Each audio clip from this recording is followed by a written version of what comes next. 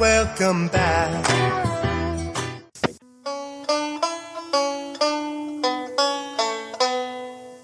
Hey, Stanley, Yeah, George? how'd you like your own TV show? Hey, I got something to mail you out. Oh, you be careful now, you hear? Before you go and say something you're gonna regret for the rest of your days. Like what? Like the wrong kid died? Oh, no! Hey everybody, welcome to this episode of The Wrong Podcast Died. I'm Brian. And I'm Rod. And continuing our saga of April showers bring May flowers, we are covering the 2017 Oscar-winning science fiction love story with bestiality, The Shape of Water. Yeah, let's get wet. Yeah, oh yeah, there was plenty of that. So released December 1st, 2017. So I'll give you the rundown on this one. So rated R, runtime of 2 hours and 3 minutes, stars Sally Hawkins as Elisa Esposito, Octavia Spencer as Zelda Fuller, Michael Shannon as Richard Strickland, Richard Jenkins as Giles, and then the amazing Doug Jones as Amphibian Man, but directed by Guillermo del Toro. They call him Amphibian Man? Like on IMDb, that's his credit. I didn't notice in the movie. Yeah, I saw that in like the credits, but yeah, they don't have a name for him in the movie. So it's Sally Hawkins. She's a mute cleaning lady. Her coworker, her neighbor, who has a bunch of cats, and I gather is a homosexual man living in the is it the 50s? Yeah, sounds like the 50s. Set during the Cold War in Baltimore. Those are your main players on the good person side. On the bad person side, there's a scientist who's a Russian, so he's considered bad, but he's not really bad. No, not really. And then the army man. I guess if he's in the army, I don't know. That's Michael Shannon, and Michael Shannon plays a good asshole. Mm-hmm. If you ever need an asshole in your movie, you want Michael Shannon. Yeah, or Brian Gotzel. Him too. He plays a good asshole. Did you know that we actually covered a movie already with Michael Shannon in it? No, what was it? It was Groundhog's Day. He was the young couple that got the WrestleMania tickets. That was like his first movie, basically. Yeah, I remember that now. So set in Cold War era Baltimore, a mute janitor working in a secret government lab forms a deep emotional bond with a mysterious amphibious creature being held captive. As their connection grows, she risks everything to help him escape from a brutal government agent. I mean, that's pretty much the movie. It is a little over 2 hours long. I cut it up. I watched probably 3/4 of it last night and then the rest of it today. I think most people that listen to this show have heard the funny story about how I took my children to this movie. My son Jack and my daughter Cooper think, it'll just be like the creature from the Black Lagoon. It'll be fine. And then Sally Hawkins' character, Alicia, is masturbating every day before work. Beginning of the freaking movie. Yeah. So every day. She sets a timer for it. Yeah. So, of course, she's mute. She was attacked as a child. We come to find out her coworker who speaks for her a lot because she can't talk. And the one thing with the scars on her throat, I don't know if it ever was explained what happened. Yeah, they just said she's been like that. She was found by the water as a baby. Yeah. They bring this amphibious creature. You don't know what it is at first, but you find out it's along the lines of the gill man from Creature from the Black Lagoon. And she forms a bond with it. It's being tortured. The government's using it to find out about space travel and lungs and breathing outside of water, in water, all of these things. That's what they say they're using it for. Yeah. Government says something that they're doing and they don't mean it? What? Yeah. I think that's what they are doing, but I think in the long run, they're just hiding it from the Russians because they don't want the Russians to know either. That's the way I gather is they care more about keeping it away from the Russians than actually learning from the creature. Yeah. I mean, it's basically is a retelling of the Creature from the Black Lagoon in almost every sense, except that there's more of a villain in this one than there was in Creature from the Black Lagoon. Because he's just an officer or just a hired gun. He doesn't have military fatigues. He doesn't have any bars. The general comes in and talks to him. He doesn't call him sir. They never salute each other, really. Yeah, I don't know if he's like CIA or FBI or something, but it's never really said. But yeah, he's in charge of that facility until, unless somebody else hired, like the general comes in. That's Richard Strickland is the name of that character. And you come to find out he has a weird thing for Alicia. because he doesn't like when his wife talks. Another weird sexual encounter, Yeah, you know. Just, that was crazy. yeah, because he wants her mouth covered and And he puts his rotting hand over her face. because the creature bites two of his fingers off towards the beginning of the movie. And then, yeah, he gets it reattached. He goes home. Wife gets frisky, and they're doing it. And yeah, he wants her to shut up. I think she even says your hand is bleeding. So it's bleeding into her mouth. Mm-hmm. It's a very odd film. It looks amazing. The sound's amazing. The creature's freaking awesome. The acting's great.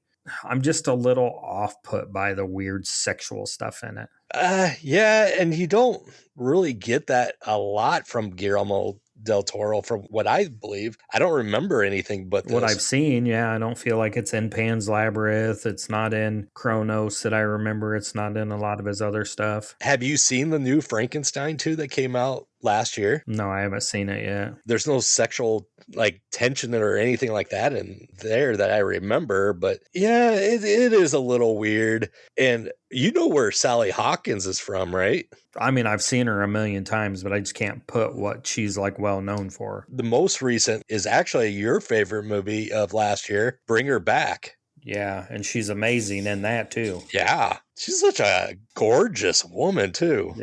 Yeah, but in a Plain Jane. Yeah, not in a supermodel way. She's just attractive. Very, yeah. Yeah, she was really good in Bring Her Back. And he wrote this role for her, with her in mind. I think he was like, I want her and I don't want anybody else. Yeah, I actually found some trivia there. Yeah, it says not only was she the first choice, she was the only choice. I wrote the movie for Sally. I wrote the movie for Michael even. I wanted the character of Alicia to be beautiful in her own way, not in a way that is like a perfume commercial kind of way, that you could believe that this character, this woman, would be sitting next to you on the bus, but at the same time she would have a luminosity, a beauty, almost magical and ethereal. That was a quote from Guillermo. Yeah, and I mean the cast in this, I don't know that you could cast this movie any better. Yeah, Octavia, I believe, had already won some kind of an award prior to this. So, I mean, and she was over the hill to work with Guillermo. Yeah, I mean, and she's been in Ma, which is a horror movie. She was in the one about NASA where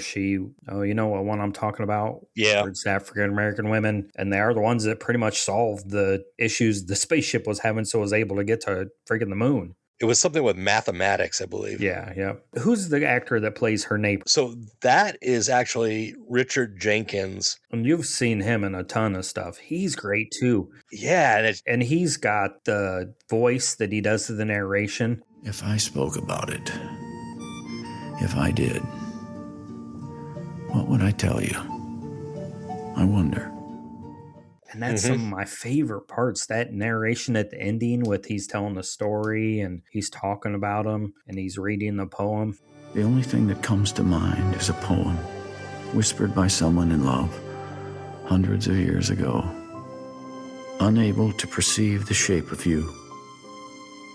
I find you all around me. Your presence fills my eyes with your love. It humbles my heart, for you are everywhere. That's just chef's kiss stuff right there. That's stuff that we put clips in podcasts because it's so good. Yeah. There is so much social commentary during this whole movie. Yep. Whether it's about sexuality, being gay in the 50s, race. Yeah. With Octavia's character, the Strickland character treats everyone like shit for the most part. Oh, yeah. He's just a typical, I don't even know how to say it and be politically correct if you can, but. Not necessarily like white supremacist, but very prejudiced. Almost to that level, though, because everybody's below him. He uses a lot of language that's like, ugh. I mean, the one guy goes to the diner to get key lime pie, and it's got to be awful because he has 80 pieces in the fridge. But he goes because he thinks the waiter is attractive and kind and nice. Well, we find out he's not. He tells him not to come back because it's a family restaurant, and he won't let the African-American couple sit down. He won't even, you can get something to go. Yeah, not at the counter, yeah. I don't even think he let him, he just said, you can get something to go, but then you got to go. So he wouldn't let him sit anywhere in the restaurant. Then he does his little line, Y'all come back now. You hear? Is it Baltimore not? I mean, is that kind of southern or it's kind of on the edge there? Well, it's not really southern, but it seemed to had some southern roots. If you've seen the TV show, I believe it was on NBC, it was called American Dreams. Brittany Snow was in that one. Girl who's now doing horror movies. She was in the movie X, Ty West X, and then she was in that Prom Night, kind of a remake, maybe 10, 15 years ago. But that was also a commentary on racial tensions because that was about the same time that this took place, because the father worked in a TV store and he had a black employee, and the black employee's son went to school with the Brittany Snow character, and there was tension, like they couldn't be together at certain points. Yeah, this is the time period where a lot of places in America, even some places in the North, were still had a lot of racial tension. We've come a long way as a country, but it's still sad to think that that kind of stuff happened and probably still happens, where people just can't be themselves and have a dinner and sit down and eat and not be bothered. That seems to be the message, like throughout the movie, is that trying to, you're different and you're trying to find your way, fit your way into something else. But yeah, because there's all of the main characters are different. I mean, Sally Hawkins' character is different. The neighbor's different. Zelda would be considered different. The Russian guy would be considered different. The amphibian man is different. The only one that would be considered not is the military or the CIA, Strickland. There was a quote I had to get down. They're cleaning the men's bathroom. He washes his hands before he pisses. Yep. And then he comes and she hands him a towel. And this is what he says. Oh, no. A man washes his hands before or after tending to his needs. It tells you a lot about a man. He does it both times. Points to a weakness in character. And I was like, huh?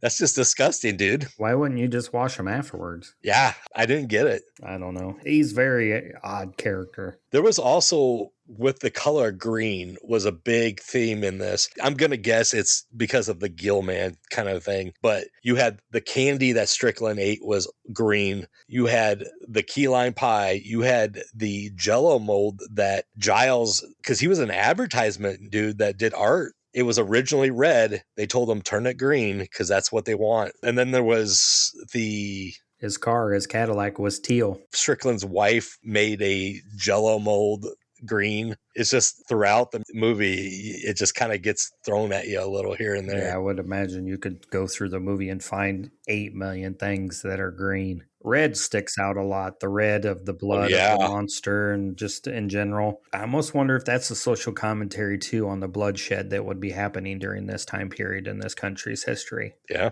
I mean, you could look into a lot of things in it and be like, that's what this stands for. That's what this stands for. But I mean, people loved it and it won a ton of awards and it made money. I mean, it made $195 million at the box office on only a budget of, I think, like 19.4. Yeah, less than 20. So basically 10 times. Which is crazy to think this cost $20 million. And you see some of the budgets, some of these other films, and you're like, this had to have a huge budget, right? You would think so. Damn. I mean, that suit alone had to cost like most of the budget. Yeah. So, I mean, I know 20 million is a lot of dollars, but yeah, it doesn't seem to be in Hollywood money. Like we said, this is 2017. I mean, this is pre-COVID, so theaters were still kind of booming by then, but 90 awards and over 250 nominations across major film circles. Wow. Despite its fantastical story, it's grounded in themes of outsiders, identity, and communications without language. You see that a lot too, because the creature starts talking to her. You can imagine a parent taking their kids to see this and Jack maybe 10 years old. And Cooper's maybe, I don't even know how old they were, but I was just like, what the hell did I, what the fuck? Yeah. God. It's how amazing this movie really was, is that I saw after seeing the trailer, Kevin Smith tweeted out this. He says, seeing something as beautiful as this makes me feel stupid for ever calling myself a director. Kevin Smith, who's made some of they're not garbage movies. He has a lot of like commentary, a lot of smart dialogue and everything for the most part, unless it's Jay and Silent Bob movies, but that ain't like us at all slapsticky and shit, run around like a couple of dickheads saying, what's that shit he got us saying? Oh, snoochie boochies. Snoochie Boochies. Who the fuck talks like that? That is fucking baby talk. Even he loves this. I feel like if this was on TV, though, you could watch this and it would be great. There'd be a lot cut out. Yeah. Well, yeah, a lot of the violence, but I mean, it would be kid friendly then. It'd look pretty and everything. One last piece of trivia that I had found was that when the movie was screened at the Toronto International Film Festival in 2017, the screening was held in the Elgin Theater. That's the theater that's in the movie. Really? People who were in that theater watching this premiere were in the theater that the movie was showing. That's interesting. That's pretty crazy. The only other fun fact I had was Del Toro actually pitched a remake of The Creature from the Black Lagoon to Universal, where the creature and the woman end up together. They turned him down, so he went off and made The Shape of Water instead. And what do? Do we rate it first? Let's rate it, yeah. This is a damn near perfect film. I mean, other than the little weird sex thingies, it's not a 5 out of 5 to me. I mean, you know, my existent bane of hating movies that are super long. And it's not super long, but there's some parts I'm like, I don't need the little story here or there. But a 4.85 out of 5 creature penises.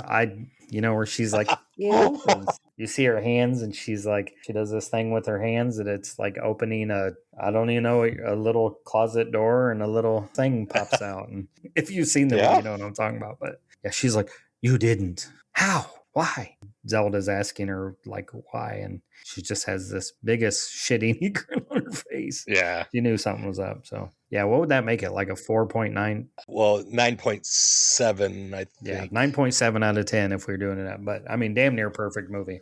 I had seen this, I think, a year or two ago for the first time. And I was only doing it because I had a month where I wanted to watch movies that were kind of Universal Monster ripoff in a sense. And this really kind of is. But I don't remember. I mean, I liked it sort of, but I didn't really think of it as some great thing. But before this recording, like I usually do with 2 watches, and it just got better for me on each watch. So I am going to give it a 5 out of 5 slices of key lime pie. I noticed more of the commentary of the symbolism and the acting, like especially after seeing Bring Her Back, seeing Sally Hawkins in that, because the only big thing, I mean, she's been in a few things, but Paddington movies she was in, I'd never seen those. So I never had any other reference. But yeah, this one, 5 out of 5 for me. Do we go to the podcast network now? We could, or you want to do this or that? Oh, let's do this or that. This or that. This or that. This or that. This or that.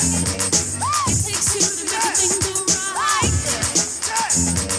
It takes two to make it out of sight. So from 1933 or 2005, or even the one from, was there one in the late 80s? King Kong. You know, there was that King Kong like in the late 70s, I think, yeah. An ambitious filmmaker leads an expedition to a prehistoric island where they capture a colossal ape. Though the beast is feared by all, he forms a protective bond with the actress Ann Darrow. His eventual transportation to New York City as a theatrical attraction leads to the tragic clash between nature and civilization. It's King Kong. We all know King Kong. I mean, it's been told several times, and I think that was like, yeah, that one from the late 70s was probably one of the better ones. Yeah. From 1986, The Fly. I don't know if this is a love story, though.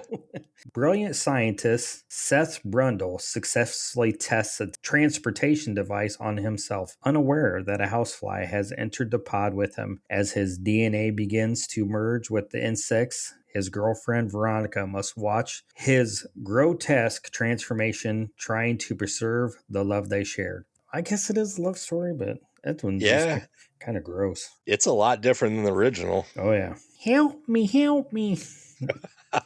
The Creature from the Black Lagoon, 1954. A scientific expedition to the Amazon discovers a prehistoric amphibious gill man living in a remote lagoon. The creature becomes obsessed with the group's female lead, Kay, leading to a tragic tug-of-war between the scientist's desire for study and the creature's desperate, misunderstood longing for connection. And then there's The Creature. There's 3 of those movies, right? Yeah, 3 of them. There's the creature, is it Returns and Amongst Us? The Creature Amongst Us? Yeah, something like that. From 1990, a film we've covered before, Edward Scissorhands. A gentle artificial man left with razor-sharp blades for hands after his creator's sudden death is discovered by a kind Avon saleswoman and brought into a candy-colored suburban neighborhood. While initially finds fame for his talents, his forbidden love for a local girl highlights the cruelty of a society that fears anything it can't understand. Sounds pretty damn close. Yep. From 1946, Beauty and the Beast. In this surrealist French masterpiece, Belle's father is sentenced to death for stealing a rose from the beast's garden. Belle takes his place, discovering a world of living statues and enchanted objects. As she spends time with the tormented beast, she begins to see the tragic, poetic soul hidden behind his terrifying exterior. They made a movie in the 40s of that? Yeah, it says 1946, because at first I was like, that's got to be the Disney one. Then I was like, no, that wouldn't have been that old. Yeah, that was like 90s. And then from 2006, and only because it's another Del Toro movie, and I love it, Pan's Labyrinth.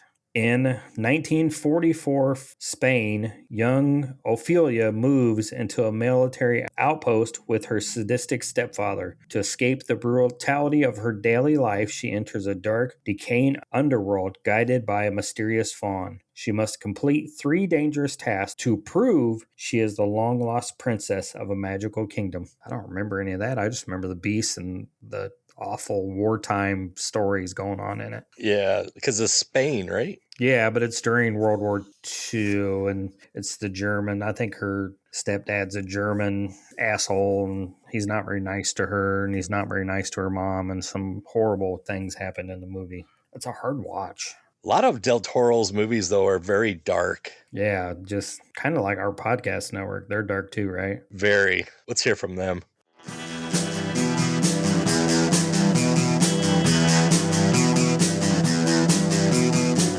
You're listening to the Prescribed Films Podcast Network, home to hundreds of hours of free podcast entertainment. The shows on this network all have a common goal, providing you with the best discussions about movies and other forms of entertainment media. The PFPN hopes to fill your earholes with audio joy. Visit our website with links to all the other amazing shows at www.thepfpn.com. Thanks for listening.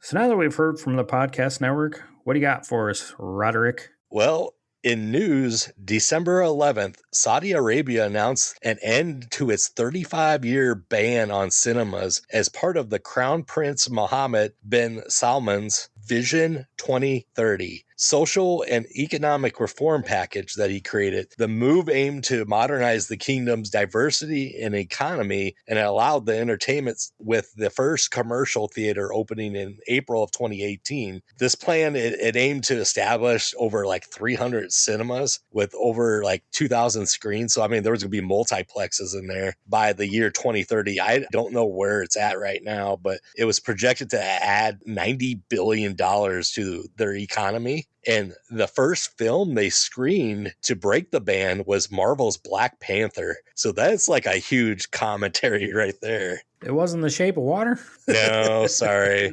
Oh, God. I can't imagine this film is showed in Saudi Arabia anywhere. Right, yeah. And then my last piece of news, on December 14th, the Vatican Museum identified 2 figures in the Hall of Constantine as the last paintings of the artist Raphael.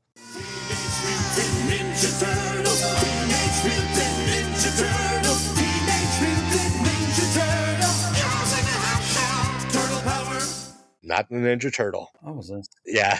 Created just before his death in 1520. Rediscovered during a 10-year restoration, these allegories of justice and friendship are notable for being painted in oil, setting them apart from the surrounding frescoes completed by his students. So you could tell it was Raphael's just because of the oil paint he used to do it. So Yeah, that's pretty freaking amazing because, I mean, if you put those things on auction, I'm sure it goes for hundreds of millions, if not more. Yeah. Well, and then let's go to the movies of December of 2017. And I got the week of December 22nd of 2017 because it was a wider release. And number 5 was Ferdinand, which was like an animated bull. Yep. Star John Cena was Ferdinand. Yeah.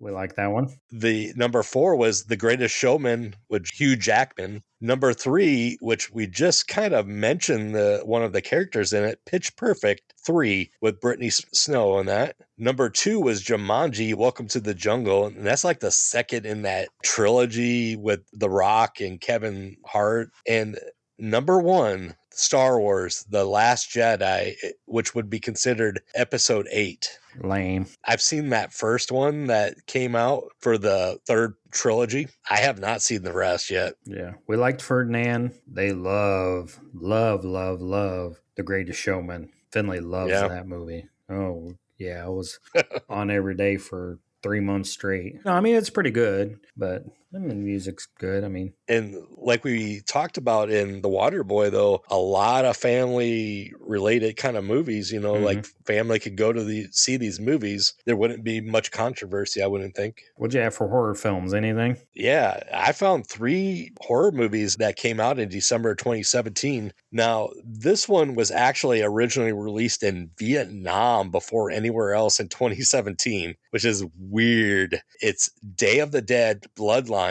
And the synopsis on this is a small group of military personnel and survivalists dwell in an underground bunker as they seek to find a cure in a world overrun by zombies. This is kind of like Day of the Dead prequel in a sense. And I never quite figured out if the zombie that's the main character in this one, is that supposed to be Bub from Day of the Dead? Yeah, I don't know. You haven't seen this one yet, huh? No, I don't think so. I've seen the cover for it, but... The next one I found was Once Upon a Time at Christmas, which actually spawned a sequel in 2019 called The Nights Before Christmas. I seen this. It's kind of a independent film.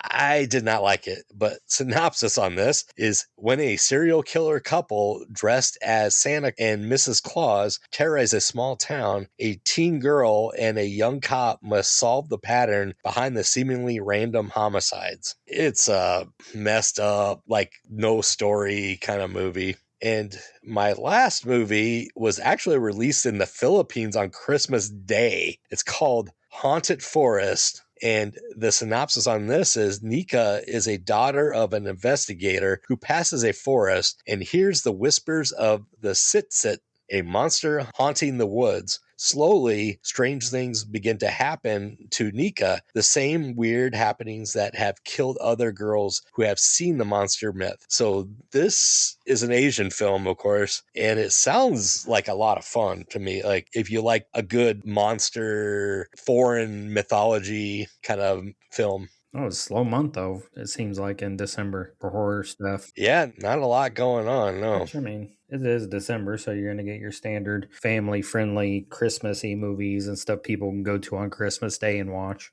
What do you got for TV, Brian? So TV news, big news. Host Matt Lauer was suddenly fired on November 29, 2017 from the Today Show, part of the larger Me Too movement spreading across Hollywood and media. I can't remember what he did, but he did something he wasn't supposed to, if I remember right. Yeah, I can't think of it either. It was something sexual, though. Yeah. Of course, network TV versus streaming was a big thing, and the streaming wars were starting. So traditional ratings were slipping, and streaming was kind of taking off. You know, shows on Netflix, and were becoming culturally relevant and big hits. Award season was starting to build. The Handmaid's Tale continued its cultural impact. I didn't realize it was that old. The girls at my work talk about it all the time. And then this was the time that Roseanne was coming back. was confirmed, and ahead of its 2018 return. And she got kicked off like almost immediately. Yeah, she didn't last very long. And then, of course, the top TV shows of the time, Sunday Night Football, The Big Bang Theory. It was one of the last true mass audience sitcom hits where people were watching it and talking about it. In the vein of like Seinfeld and Friends. Yeah, Friends and stuff like that. This Is Us. And the interesting thing about that is the guy that was the actor on the show, the one brother. Oh, I've never seen it. Oh, there's the one brother who was the actor on the show who's also on Jack Reacher, the TV show. He's speaking at the local college this year for their commencement speech, Knox College. Oh, nice. Then The Walking Dead.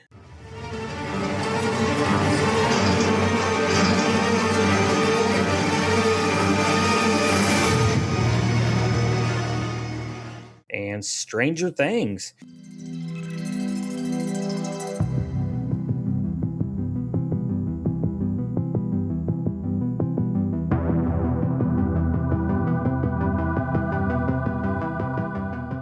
Season 2 had just dropped in October, and it was one of the big hits. And they went from like 12 to like 16 in that season. Yeah. Isn't that crazy? Season 2 was in 2017, and we just got, season 8? 5, isn't it? Hell, I don't know. But it just wrapped up the show with less than 5 seasons. Crazy. What do you got for sports? Sports. Let's see. Major storylines. The season was about a month in the NBA, and of course, Cleveland Cavaliers and the Golden State Warriors rivalry still loomed large as the expected finals matchup. Of course, trade rumors with Anthony Davis, who's traded every year, was being linked to a lot of teams. It was that superstar era where there was guys teaming up. One of the other big things was Shohei Ohtani. Where's he going to end up? The hot stove stuff that happens every year in baseball in December. Who's going to be traded? But that big one was, where's Ohtani going to land? And of course, he's gone on to end up with the Dodgers and win several World Series and MVPs. And in football news, there's that big fallout that they're dealing with the national anthem protests, the players kneeling on the sideline. So that was a big deal for a long time. And of course, the NHL season was in full swing with expansion teams like the Las Vegas Golden Knights being really good. It's crazy to think they've been around that long. God dang, yeah. So not a lot going on in sports, a lot of rumors, a lot of early season stuff. NFL playoffs are making a big push, but not too much going on. All right. Well, we'll go to music next, and I have one piece of news before I get to the top songs. On December 20th, Lady Gaga signs a 2-year deal in Las Vegas for $75 million for 74 shows at the MGM Park Theater, which is now the Dolby Live. So she got one of those big residencies that like Elton John's done. I believe Billy Joe has. Several of these big acts go to Vegas and get these residencies for a few years. And we'll go to the number one songs because in the US and the UK, Perfect by Ed Sheeran was number one. We were just kids when we fell in love, not knowing what it was. I will not give you up this time. You like that one? Ed Sheeran? Sheeran? Ed Sheeran? Yeah, Ed Sheeran. The ginger. Yeah, that guy. I thought you said Edge. I was like, the wrestler? You think you know me?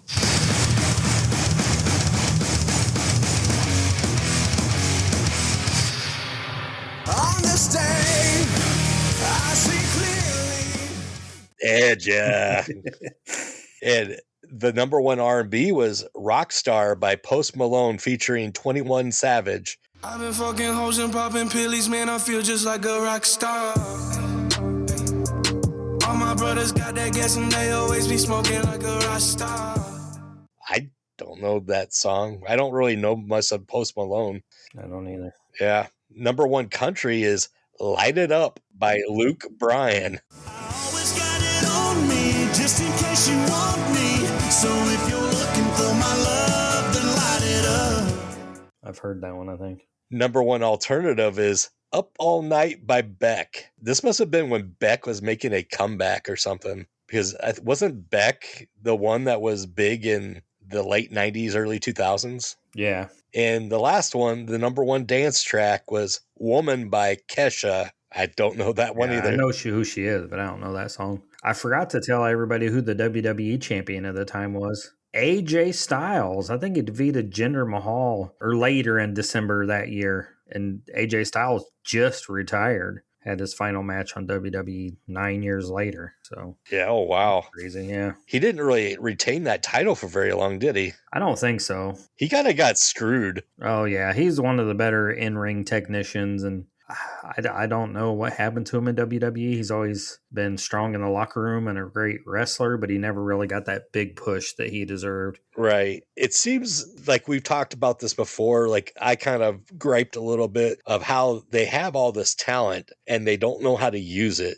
And these are established talent. AJ Styles has been around for decades by the time he got there. I mean, it was pretty close to 20 years. Yeah, I don't know. I don't get it, but I'm not in charge of anything. So, what do you got for toy news? So, holiday 2017 Fingerlings, the toy of the moment. They were about $15, and they're just those small interactive robots that go or wrap around your fingers, and they respond to touch, sound, and movement. I think there were like different animals. LOL surprise dolls with blind unboxings with multiple layers of surprises. They were a huge YouTube hit, and kids loved the mystery opportunities and elements. I still see those at Walmart. Oh, yeah, they're still around. Hatchimals and Hatchimal Surprise. Little interactive creatures that hatch from eggs, still right in the massive 2016 craze into 2017 with new versions, keeping them in high demand. Of course, Barbie and her dream house. One of the biggest ticket items that year.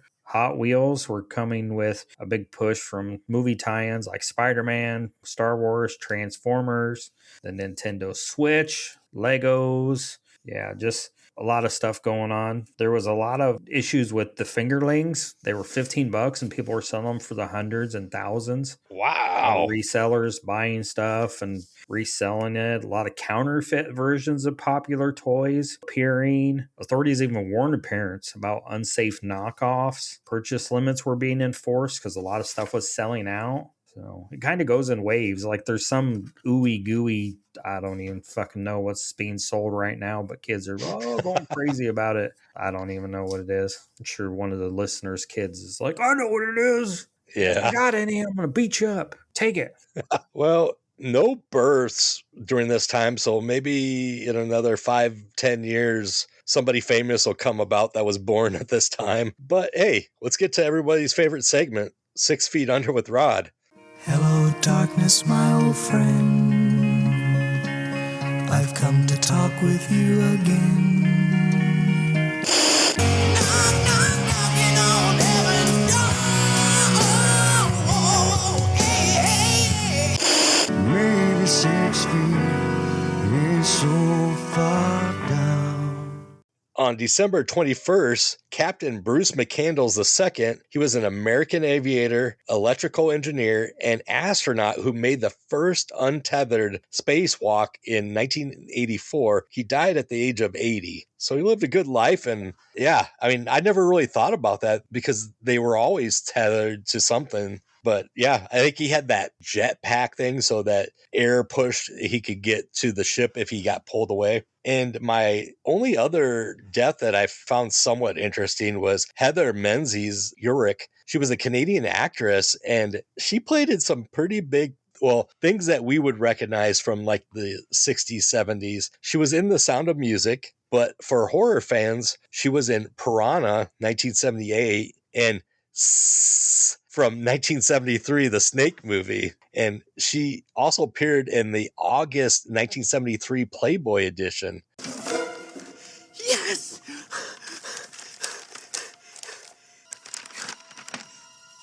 Ooh la la! Ooh la la! She died of cancer at the age of 68. So, yeah, not a lot that I could find for deaths, but yeah. And I have only one joke. I'm going to try to keep it easy on you guys.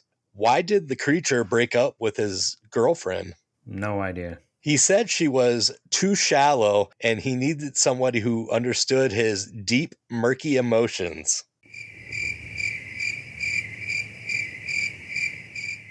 Time for bed. Yeah, sorry. Well, at least the creature got some. Yeah, well, that makes two of us. Yeah, not 3. That marks the end of our broadcast day here at The Wrong Podcast Died. Our transmission is powered by a frequency of 800 watts. We will resume our usual programming in 2 weeks. Until then, we bid you good night.